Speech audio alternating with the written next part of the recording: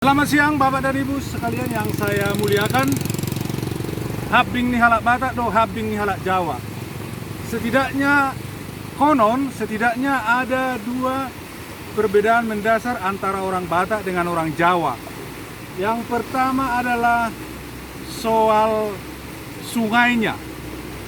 Konon sungai orang Jawa jelas tujuannya, jelas asalnya dan mau kemana dia. Kalau Bapak dan Ibu tidak percaya, silakan menyimak lagu Bengawan Solo.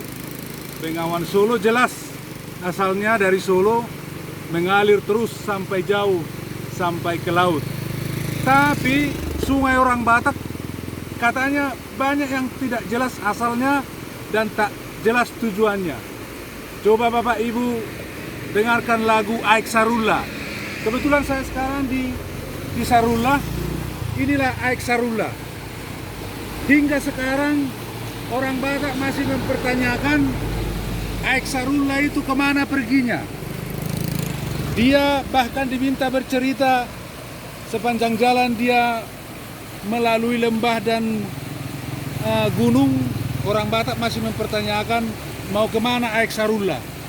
Juga Aek Sibundong. Orang Batak juga tidak tahu mau kemana Aek Sibundong dan masih dipertanyakan mau kemana dia. Itu juga bisa kita dengarkan di lagu Aek Sibundong, Nauli, Nalau tu dia namaho. Itulah perbedaan antara sungai orang Batak dengan sungai orang Jawa. Yang kedua katanya mengenai kambingnya. Konon kambing orang Batak itu adalah yang paling bandel dan tidak mau mengalah. Suatu ketika kambing orang Batak bertemu di suatu titik yang hanya bisa dijalani oleh satu kambing.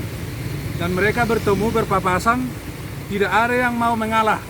Akhirnya mereka berantem di atas titik itu, dua-duanya jatuh ke dalam sungai. Kambing orang Jawa beda.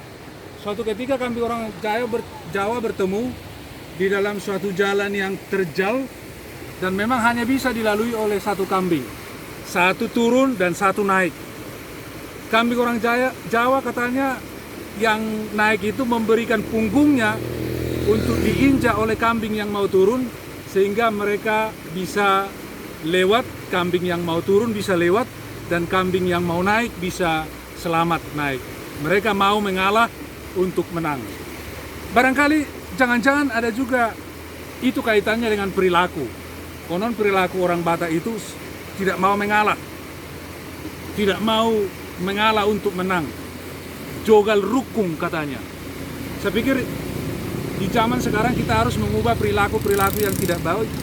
Seperti yang jogal rukung itu. Kadang perlu juga kita mengalah untuk menang suatu ketika.